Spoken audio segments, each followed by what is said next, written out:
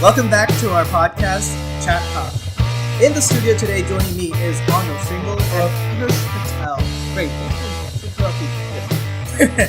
All right, so our segment we're going to start off today is looking at a fight between Mikey Garcia and Adrien Broner. AnJUL, what do you think? Yeah, so the fight was on July 29th, and it was a really hyped fight. It was a great fight for boxing at a pretty good catch weight. Mikey Garcia had never fought at 140 pounds before, whereas Adrien Broner he campaigned at 147 for a while. I think he lost most of his fights at 147 pounds, so he came back down to 140 pounds, where he was very dominant at that weight class. And going into the fight, Garcia was a 5-1 favorite to win. And he really showed why he was that much of a favorite on July 29th.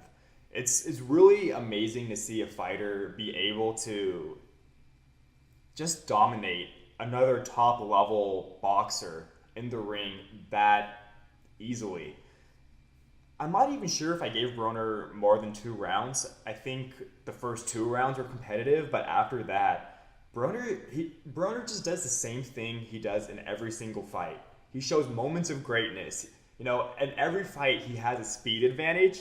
He has a size advantage. Maybe not every fight, but in most fights, he has a size advantage. And everyone says this guy has so much skill, so much just ability, so much talent in the ring. And you get to see that. But he just doesn't throw enough. It almost feels like he's afraid to take any punishment. And all he wants to do is just stand in the ring, look pretty, with one check left hook every now and then. And he likes to, talk a lot of shit in the ring to his opponent. He's gone really far in boxing because of his mouth. He's a great promoter. He used to be, as we all know, Floyd Mayweather's little bro. And he got a lot of attention, about billions. He's had a lot of trouble in his career outside of boxing, just not being mature enough. And I think he's finally going to be irrelevant in the sport of boxing. I don't see him matching up. He's lost every fight against an elite or even like upper echelon level of boxer. Yeah. He's the ultimate gatekeeper. Okay. If you lose to him, you're not going to be great. But you have to beat him in order to show like, okay, I deserve to be in there with Keith Thurman, Sean Porter, Errol Spence, the big names. You pretty much beat him, and then you get to fight those guys. But because he's not that good, but he's better than the rest of the mediocres. So it was a great fight. Mikey Garcia did his thing. Technically, Mikey Garcia, he has nothing special about him, but he's just so technically skilled. He wasn't doing anything particularly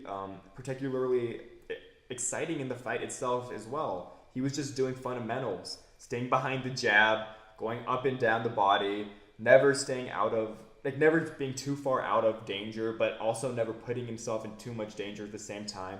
He would cut off the ring really well. It was just a masterful performance from Mikey, and I'm really excited to see him back in the ring. Who do you think he's going to fight next? That's a great question. He has one of these problems where he's almost so good that people don't want to get in the ring with him just because of belts don't mean anything in boxing anymore. Really? Right? Okay. Belts don't mean they don't mean anything in boxing anymore. We see boxers give up their belts left and right because there's so many sanctioning bodies that you're going to get a belt eventually. You know what I mean? There's the IBF, WBA, Super Asia. Like, there's all these random belts, right? So you could always be like, oh, yeah, I'm a belt holder.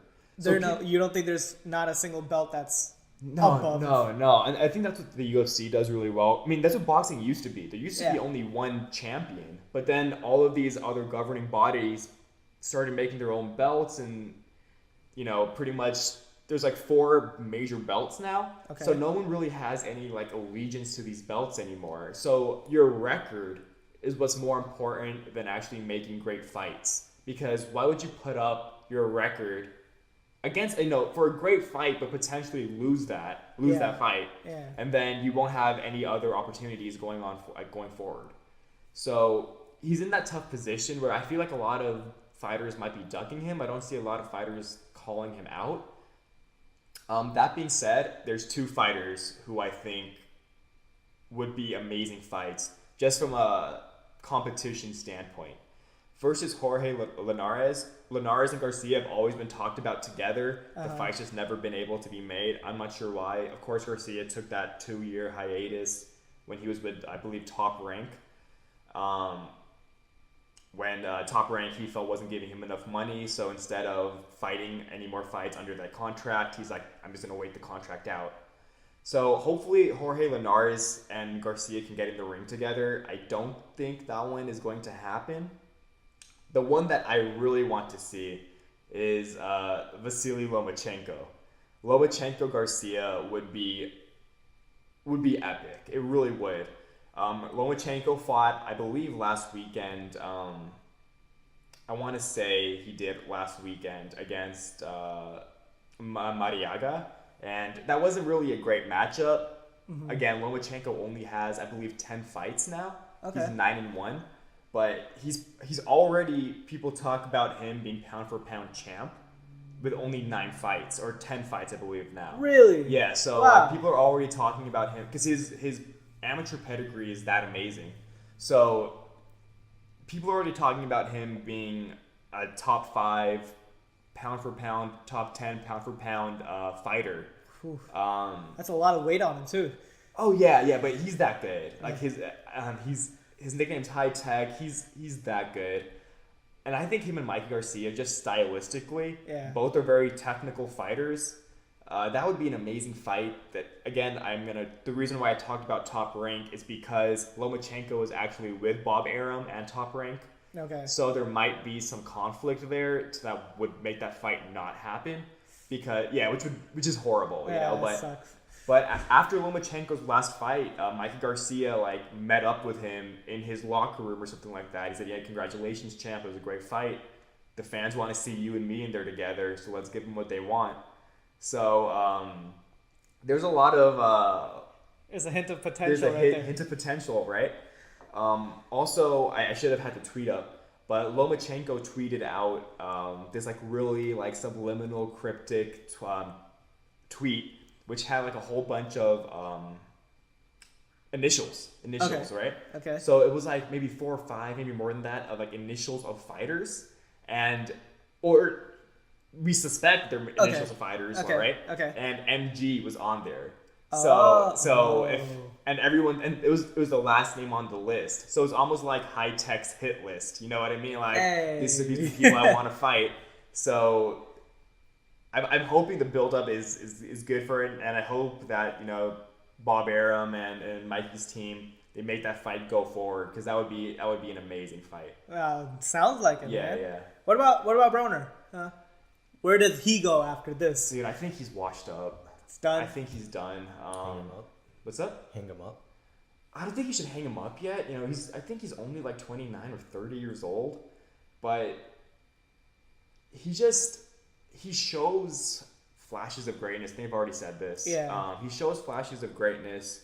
He's never really active enough. What's really funny is that his nickname is AB, which used to stand for About Billions. So he was totally trying to be the next Floyd Mayweather, and just try to get money and stuff. And he's a big name in boxing. I think his fights in 2014, 2015, and 2016 have all been either most viewed for free TV or highest rated. Oh, so okay. People know Adrien Broner. Yeah. The boxing world, everyone watches him because they either love him or they want to see him get knocked the fuck out. And all of his antics and everything, I think they're finally catching up with him. And I just don't think he beats any fighter that's that would be an interesting fight to me.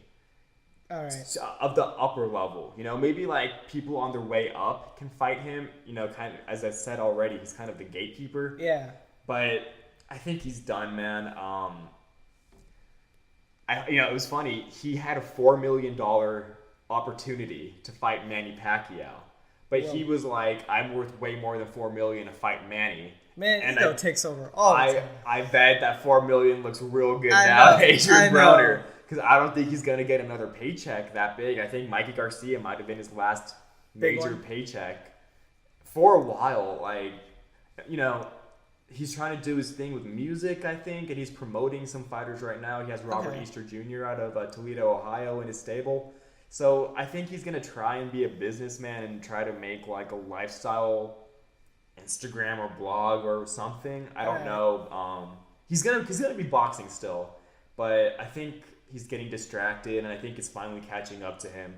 I think Adrien Broner is done, which I'm happy about, honestly. Like, I like watching his fights just because, again, he's such a personality.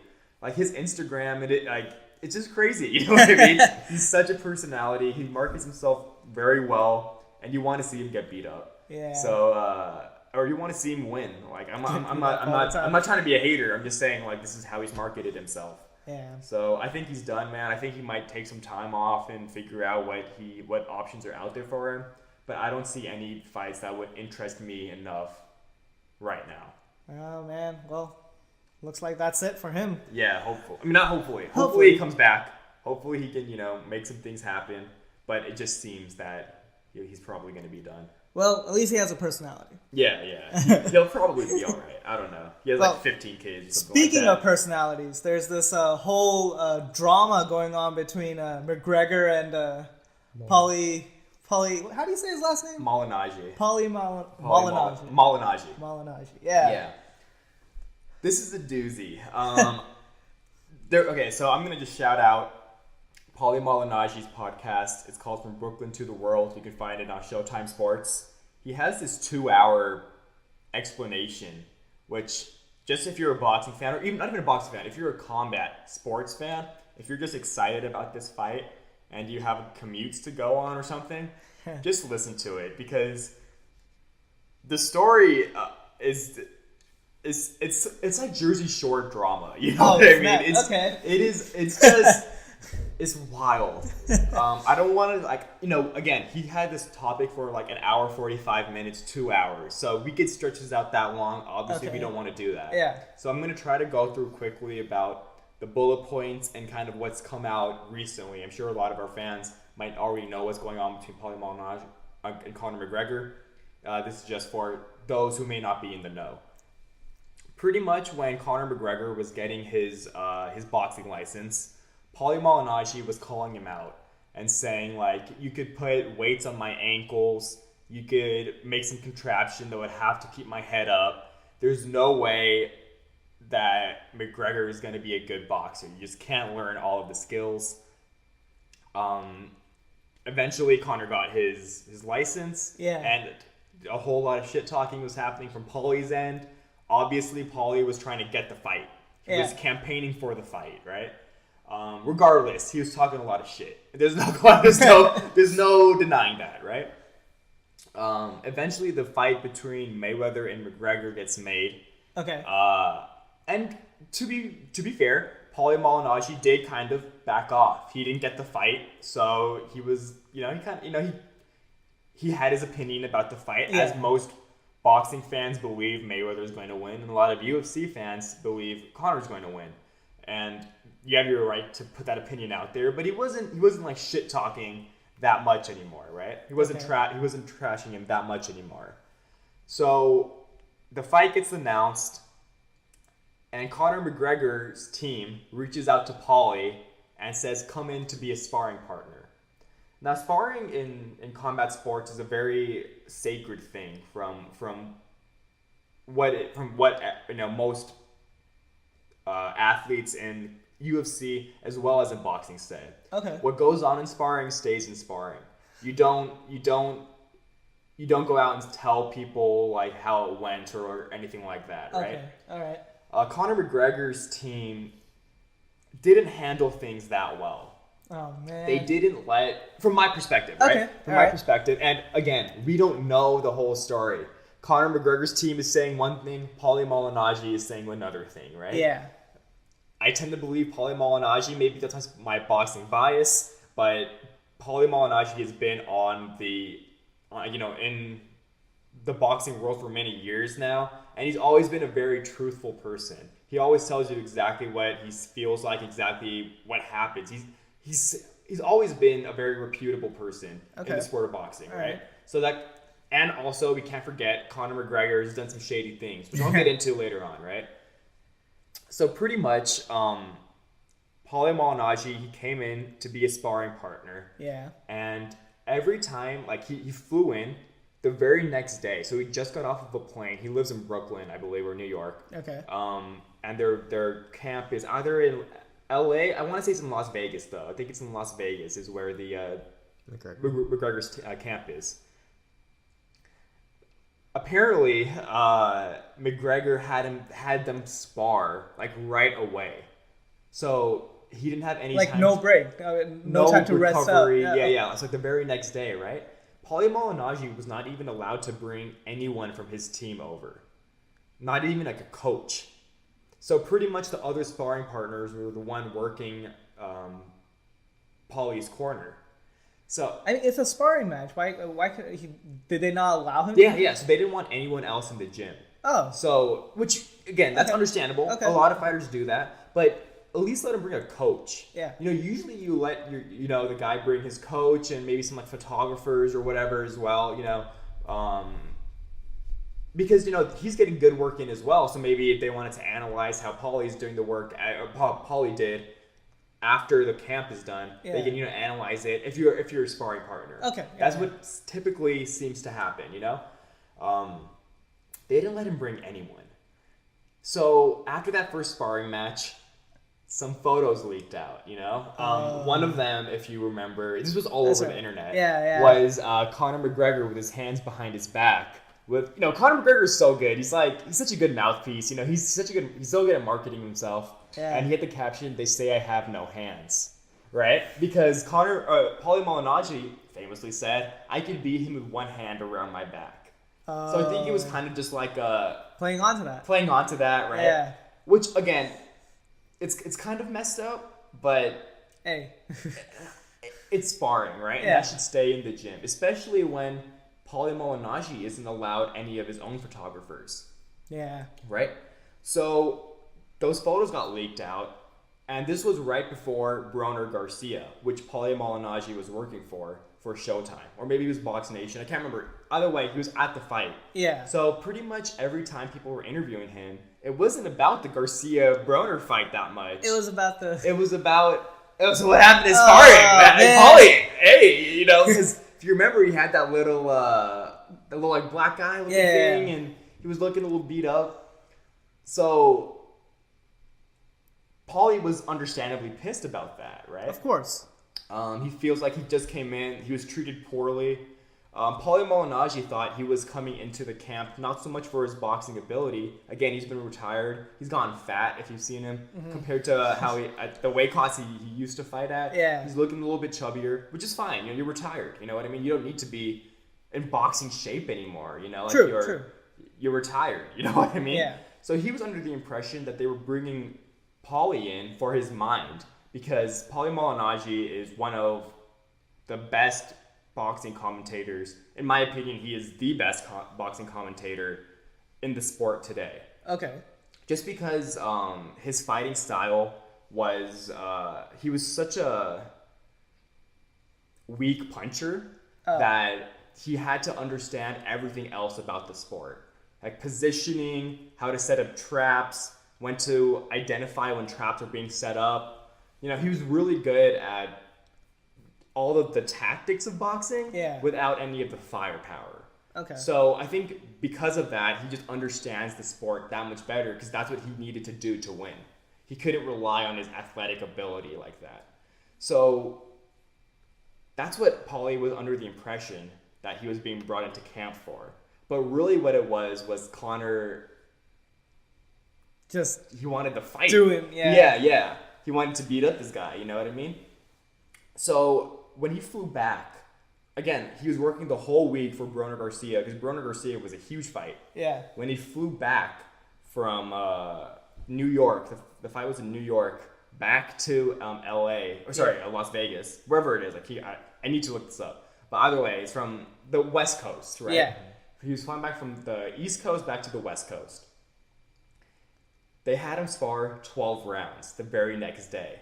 Oh, and the very next day, they had like celebrities in the gym apparently. Like Dana White was there. I can't remember the name of the man who owned the UFC, who sold it for like over $4 billion. Yeah. But they were there as well. So obviously it wasn't, we were trying to keep everything on the down low so Mayweather doesn't figure out our tactics. He was flying him over so that he could show all of these like rich guys watch me beat up this boxer. Yeah. Right? But according to Paulie, and again, shout out to his podcast, according to Paulie, that whole week he was like exercising and training so that he could get back into shape. And according to Paulie Malignaggi, he says he put he whooped his ass. Paulie says he whooped McGregor's ass, right? Yeah. He's like, okay, for the first five rounds, it was a pretty good fight. Then the next 5 rounds, I was piecing him up. I was destroying McGregor, according to Paulie, right? Yeah. And apparently like it was a straight up fight. Like it wasn't like a sparring session, work on tactics or whatever. It was a straight up like aggressive shoving elbows, dirty tactics fight, right? Okay. Which again, you can say, well, that's what McGregor needs to practice to beat Mayweather, which I agree with. McGregor needs to be as dirty as possible to beat Mayweather. That should be his tactic, is to be as dirty as possible. Who's like the dirtiest basketball player? Like 10 times more dirty than him. You know what I mean? Like he needs to be. Who's that guy who stuck his foot under? Coke. No. He stuck his foot under Kawhi's leg. Who was that? Pachulia. He needs to do like dirty shit like that. You know what I mean? Like he needs to do dirty shit, right? So anyway, and then he said in the last 2 rounds, Conor may have gotten the best of me.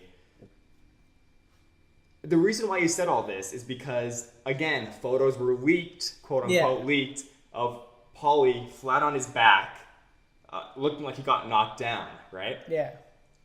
So Paulie was like, release the tapes. I know you have cameras in the UFC gym. Yeah. Recording 24/7. I saw people recording our fight when I was in the ring with you. You have the material.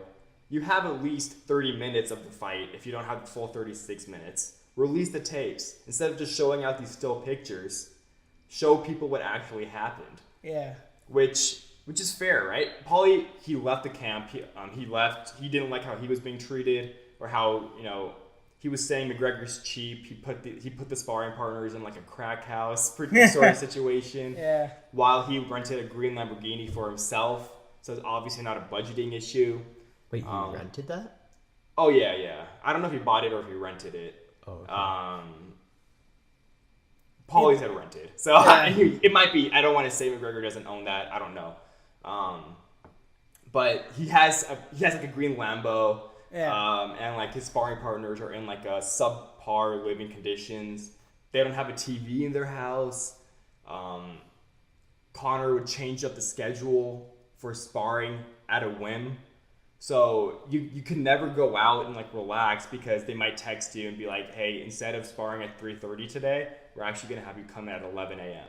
Oh. Or, you know what I'm saying? Yeah. So like you can never really know how it, what your schedule is. And that's your own preparation gets messed up then, like when to eat, when to stretch, when to do some pre-workout. Yeah. That's a good point. Exactly. So you're coming in not at your best, right? And here's another thing about sparring. Typically, you never spar one guy for 12 rounds. Yeah.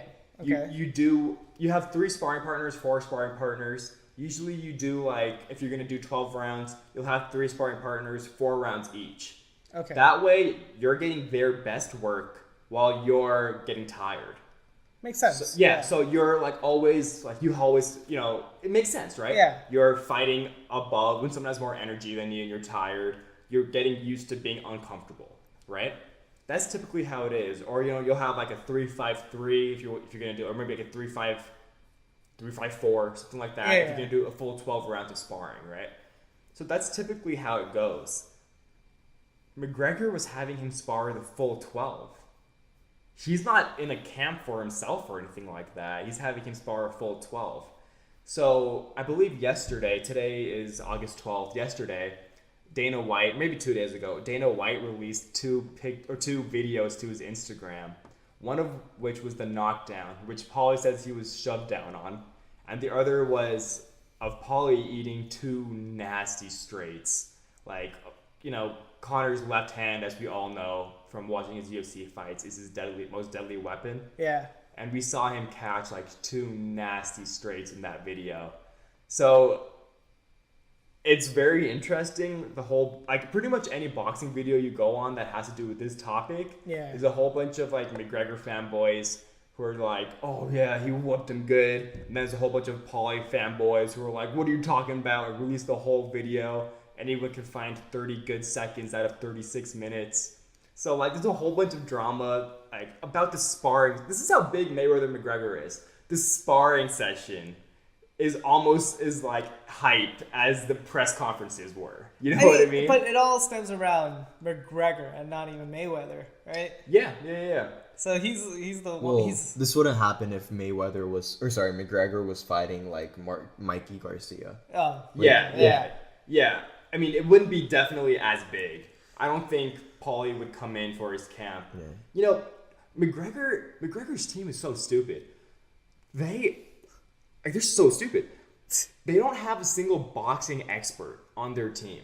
They didn't bring anyone in. Seriously? Oh wow, I thought that. Do you want to know what their reasoning was? What? 49 times boxing experts have tried to beat Floyd, and they lost. So why would we hire someone when they keep losing to McGregor or to Mayweather anyways? How idiotic is that? I don't know what to say to that. Yeah, because even if you're not going to have them come in to make the game plan for you, at least have someone in there who can be like, all right, you're falling for this trap. Your footwork is a little slow. You need to cut off the ring this way. Just like boxing experience. Fundamentals. Experience. Yeah, exactly. But like, go ahead, Hirsch. It's one boxing expert out of a team of people too. Exactly. It's not like you're changing your entire dynamic by adding like a few guys to your team. Yeah. And everyone applauded McGregor when they were bringing Malignaggi in. Yeah. Because they were like, that's great. He's going to be able to do some sparring with him, and then he can tell him, these are some things I think you need to work on, or some things you did well. Continue doing those things. No. But no, he literally just came in as a sparring partner, and without any, I don't want to say respect, but without any respect for Malignaggi and for the craft of boxing itself. So that's the Conor McGregor drama. That makes this fight so much more exciting because Paulie Malignaggi is announcing the fight, or he's going to be, one of the commentators. Oh. So, and Paulie still has some integrity about him. Okay. He's not going out saying, oh yeah, like Mayweather do this, do that, or he's not telling the whole world. He's still saying like, I know sparring should stay sparring, so I'm not going to give out too many tactics. But I am going to say like, he's weak to the body. He whimpered like a girl to the body when I hit him there, and he got tired and stuff like that. Is that true or not? Who knows? You know what I mean? Who knows? Yeah. But that's pretty much the drama, and it just makes the fight that much more exciting.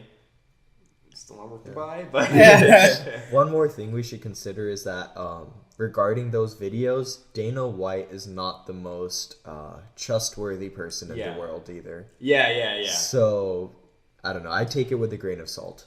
Let's not forget as well that Paulie Malignaggi already did something similar to this with Chris Van Heerden. Oh, really? If you remember that, this was months ago when he was still trying to get his license. Okay. He put out this like sparring clip, heavily edited, that made him look decent. It made him look okay. Wait, Paulie? Oh no, sorry. McGregor. McGregor. Okay. Did I say Paulie? Yeah. Sorry, not Paulie Malignaggi. Conor McGregor did that, and Chris Van Heerden, he was like, yo, what the fuck? So he posted the full video of what happened, right? Yeah. So McGregor's already shown to do this, like edit his sparring to make him look, and he didn't even look good in his edited video, completely honestly. Chris Van Heerden was landing at will, pretty much, right? And he didn't have any power on his shots. So I guess maybe he learned from his mistake, which is why he didn't let Paulie have any of his team come, so that he would be able to control everything. You know what I mean? Marketing wise, is it a good idea if you hype yourself up and then become a giant letdown though? I mean, people argue that's what Mayweather does, right? Like, TBE, but then he hasn't knocked anyone out since Ricky Hatton, which is false. But I guess like traditional knockouts since the knockout he had. I can't remember the guy's name. The guy who headbutt him. Anyway, but yeah, I think honestly, McGregor is going to just try to make as much money on this fight and retire. So he needs to get as many buys for this fight. I see. Because why wouldn't you? Yeah. If you're making 8 figures or 9 figures, maybe, I don't know what his purse is, but if you're making 8 figures, definitely he's making 8 figures without a doubt. Yeah. $50 million. You know what I'm saying? Greed is something else. People just want more and more sometimes. Yeah. So who knows? Who knows? I mean, and again, if he does go back to the UFC after this, he's still going to be a dog in the UFC. I think he's a great UFC fighter. So yeah, it's a win-win for McGregor. Yeah. Oh yeah, it's a win-win. Yeah. All right, so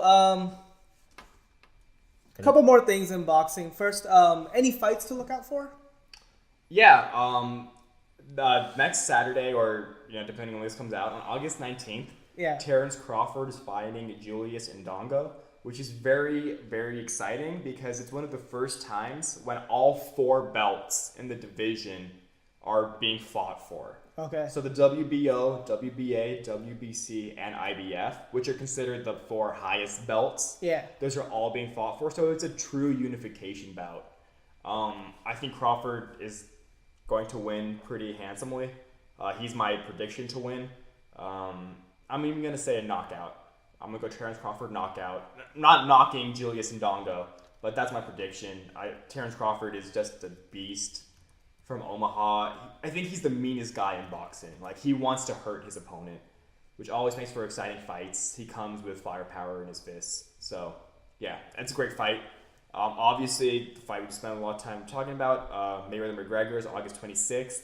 And the big super fight for most boxing fans, Canelo Alvarez is fighting Triple G Gennady Golovkin on September 16th. That is going to be a mega fight. It'll be fun to watch. Fun to watch. Like, I always say I think this is the fight I'm going to get my prediction wrong on who's going to win. I think Golovkin makes sense on paper, but I believe in Canelo. I don't know. You can't. Canelo's got the power advantage, right? I don't know. Really? I don't know. Wow. Oh yeah, Triple G can crack. Triple G can crack for sure. He was on like a 30-fight knockout streak. Oh. Or like a 28-fight knockout, or maybe not 30. Maybe it's 23 or 25, something like that. Still a big one. Huge, yeah. At 160 pounds as well. He can crack. But Canelo, I just think he goes to the body so well, and he's such a good fighter. Both of them don't have the greatest footwork either. Like their foot speed isn't that great. Yeah. So I feel like a lot of it is going to be like them in front of each other, just going at it. I'm just excited for that one. I'm not going to say who I'm thinking is going to win yet. I have to watch more of both of their fights again just to see how I feel. You still have a perfect record, right? I'm still perfect. Yeah. I have not missed a prediction yet, so make sure you check out SportsKop. I may have jinxed you on that. Sorry. No. I always say I've never failed, and I'm going to continue that. I think I'll go another 5, 10, 30 years without losing. All right, we'll see about that. We'll see. Even the controversial dick punch knockout of Andre Ward. You predicted that. I didn't predict that. But yeah. So, yeah, man, boxing has been great in 2017. Unfortunately, I was looking at the schedule after the September 16th fight. Boxing seems to be slowing down, which is fair. This year it's been the gift that keeps on giving as far as boxing matchups. Unfortunately, who knows? Maybe some knows other what's going fights will get announced. But that's pretty much it for boxing this year, perhaps, or at least for this podcast. Okay. Yeah. And then one last thing. Oh no, yeah, you're right. One last thing. Yeah. Go for it. You go for it. Yeah, sure. A big shout out and congratulations to Vladimir Klitschko. Both the Klitschko brothers are officially retired. He announced it this week. He still has, in my opinion, the fight of the year. His last fight, which was against... Could you look it up, actually? Anthony Joshua. Against Anthony Joshua. I was blanking on the name for a second. I think it was the fight of the year. Perhaps even knockout of the year. It was an amazing fight. If you haven't seen it, I highly, highly recommend you take some time out of your week just to watch it. He came up short in that one, and there was a rematch that was going to be planned, but I think Klitschko made the right call and decided to hang his gloves up. Regardless of what you say about the heavyweight division over the last 10, 12 years, he was on top of it the entire time. Like his He never wavered. He never wavered, and maybe it might not be the most exciting, but there's something to be said about effectiveness. Yeah. It might not be the most exciting thing to watch, just him being 6'6", 1-2ing you to death, and I'm not sure I've seen him throw an uppercut. You know what I'm saying? But just his it's masterful, and he's had a great career. So congratulations to him. Him and Vitaly have been great for the sport of boxing. All-time greats in the heavyweight division, without a doubt. So once again, congratulations, Vladimir Klitschko. All right, so thanks for listening to our boxing segment of Chat Talk. Hope you guys enjoyed it, and we'll see you next time.